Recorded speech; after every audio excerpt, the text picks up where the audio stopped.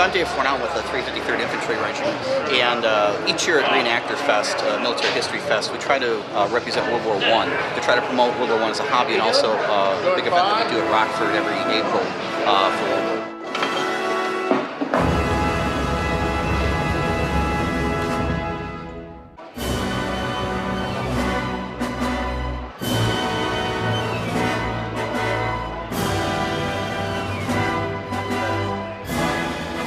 This tank is a FT-17 French tank. We built this from scratch over the last 30 days, partly because the museum that we work with out in Rockford would like to see a tank, so this is the first of a couple that we're planning on building.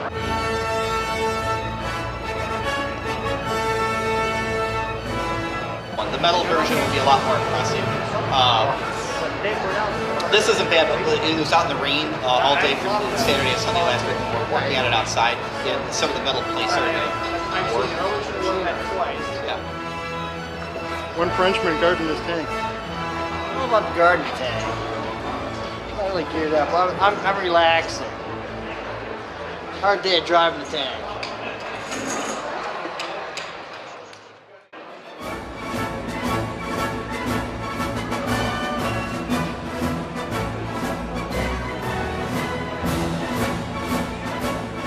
Have little legs sticking out here, like somebody can get out of the way. Well, a couple people said you have wheels. Like, no, we rolled it off on the tracks. I mean, the tracks roll, they just don't roll well.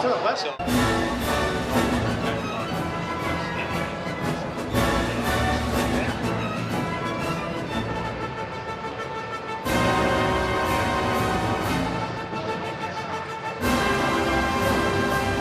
We rushed to get this thing done. This thing's going to get, you pop one pin and the tracks come off on either side. We're going to go back and we're going to hand grind every single track to make it work better. We're going to put in washers.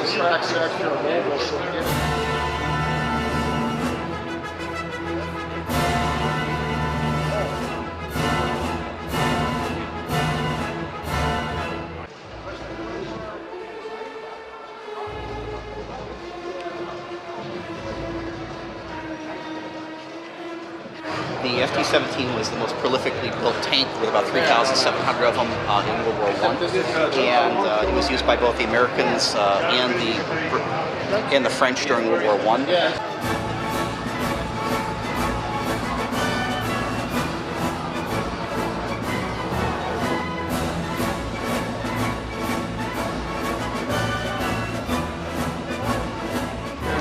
Yeah, we didn't have time to clad the rear drive wheel in metal, but we'll have that fixed. How did you get it in here? Jack it up? No, we backed the trailer right about where that gun is. We just roll it off the trailer.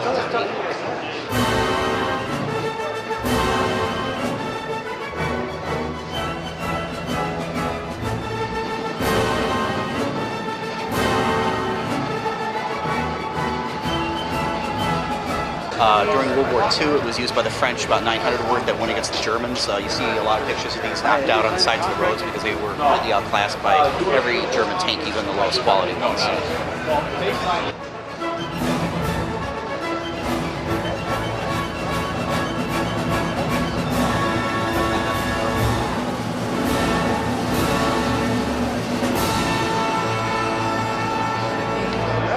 Must have been impressive going down the road with a tank. Yeah, it's weird because usually people are trying to get around their trailer when you're towing something. It's weird because everybody's like speeding, they stop and they slow back, and then there's a group of cars around the tank trailer.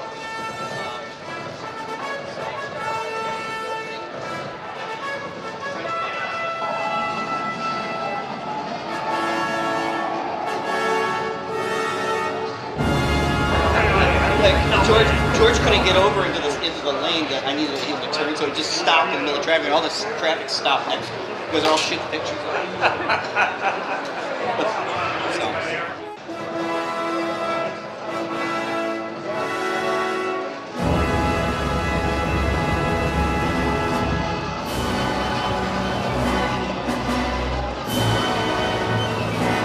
The FT-17 was also a very prolific vehicle that was sold in the surplus market in the 1920s, so almost every European country had at least a handful of these.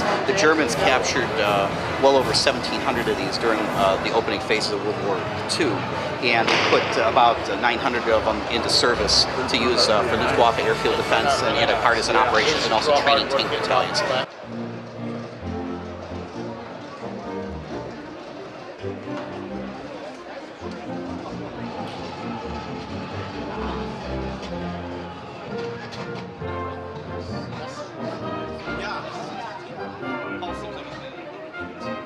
So in World War II, the FT-17 had been sold in the surplus market in the 20s and 30s to quite a few European countries.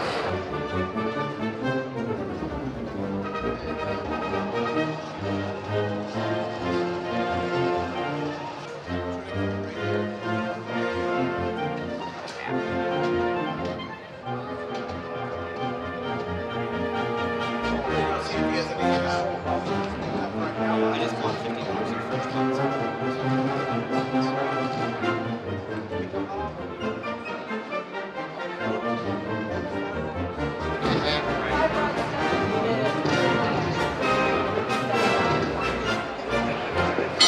What probably do that? In World War II, quite a few of these tanks were sold on the surplus market, and they were sold to several European countries. When the Germans invaded these countries, such as Greece, Yugoslavia, and even Russia, they had quite a few of these on hand.